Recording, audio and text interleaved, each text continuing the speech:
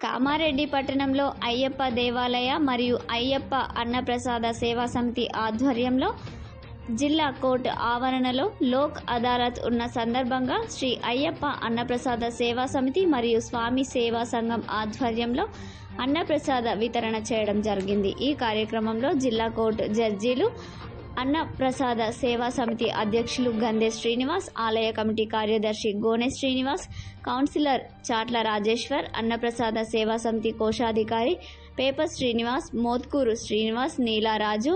గంజి సతీష్, శంకర్ గౌడ్, గోనె లక్ష్మీ నర్సాగౌడ్, పాత చందు, న్యాయవాదులు, పోలీస్ సిబ్బంది తదితరులు పాల్గొన్నారు.